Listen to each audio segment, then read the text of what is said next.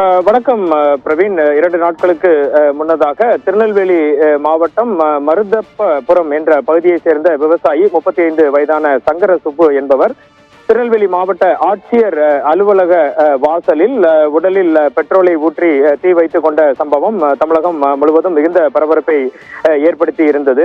மாவட்ட ஆட்சியர் அலுவலக வளாகத்தில் காவலுக்கு நின்ற போலீசார் உடனடியாக அவர் மீது தண்ணீரை பிடித்து மேலே ஊற்றியதால் தீ பரவாமல் தடுக்கப்பட்டது. ஆனால் அப்போதே நாம் குறிப்பிட்டிருந்தோம், அவரது உடலில் 60 முதல் 90% வரை காயங்கள் ஏற்பட்டிருக்கலாம் என நாம் குறிப்பிட்டிருந்தோம்.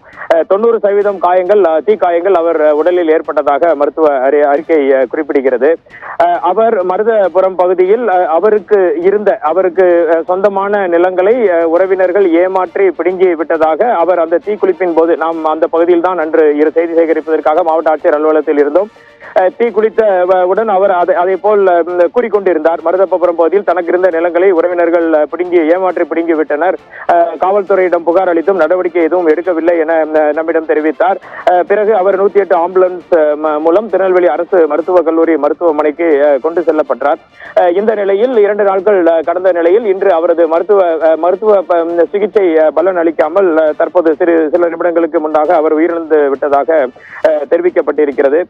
இது குறித்து நாம் விசாரித்த போது இது சொத்து அவர்களுக்குள் அவரது பெரியப்பா பையன்களுக்கும் இடையே சொத்து விவகாரம் இருந்ததாகவும் இவர் ஏற்கனவே தனது நிலங்களை அவர்களுக்கு விற்றுவிட்டதாகவும் இப்பொழுது அந்த நிலத்தின் மதிப்பு அதிகரித்து விட்டதால் தனக்கு அதிகமான பணம் வேண்டும் என இவர் அவர்களிடம் தொடர்ந்து தகராறு செய்து வந்ததாகவும் வாக்குவாதங்கள் ஏற்பட்டதாகவும் இவர் தீக்குளித்த அன்றின் முந்தைய நாள் இரவு இது குறித்து அவரது உறவினர்கள் அவசர எண் 100க்கு அழைத்து இதுபோல் இவர் தொடர்ந்து பிரச்சனை செய்து வருகிறார் என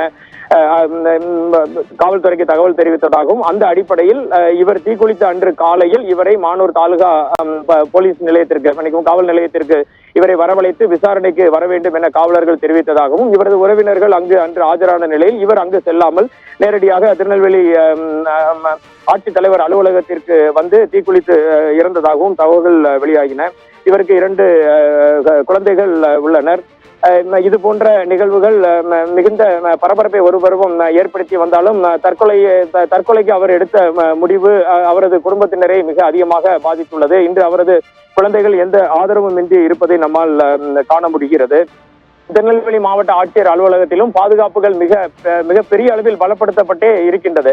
அதிகப்படியான காவலர்கள் பணியில் இருந்தும் அவர்கள் சோதனை செய்தும் இவர் அன்று என்ன செய்தார் என்றால் உள்ளே ஏதாவது பெட்ரோல் கேனை கொண்டு வந்தால் தானே கண்டுபிடிப்பார்கள் என கூறி திருநெல்வேலி மாவட்ட ஆட்சியர் அலுவலகத்திற்குள் வருவதற்கு முன்பாகவே தனது உடலில் பெட்ரோலை ஊற்றிக்கொண்டு வியர்வையில் நனைந்தது போல் உள்ளே வந்து திடீரென தீ வைத்து கொண்டார். இது பெரிய அதிர்ச்சியை ஏற்படுத்தியது. இருந்தாலும் அப்போது பணியில் இருந்த காவலர்கள் இவரை மீட்டு உடனடியாக அனுப்பி வைத்தனர். இவரை ஓரளவு தீக்காயங்கள் பரவாமல் காப்பாற்றியதற்காக நேற்று முன்தினம் திருநெல்வேலி மாநகர போலீஸ் கமிஷனர் மூர்த்தி அவர்கள் அந்த பகுதியில் நின்றிருந்த காவலர்களை அழைத்து ஓரளவு இவரை காப்பாற்றி விடுவீர்கள் என்ற நம்பிக்கையில் இருந்தேன் என கூறி ரிவார்டும் கொடுத்திருந்தார். ஆனால் இன்று துரதிருஷ்டவசமாக அவரது உயிர் சற்று முன் திருநெல்வேலி மருத்துவக் கல்லூரி மருத்துவமனையில் பிரிந்தது. இந்த பகுதி முழுவதும் திருநெல்வேலி மாவட்டம் தமிழகம் முழுவதும் மிகுந்த பரபரப்பையும் பரிதாபத்தையும் ஏற்படுத்தியுள்ளது.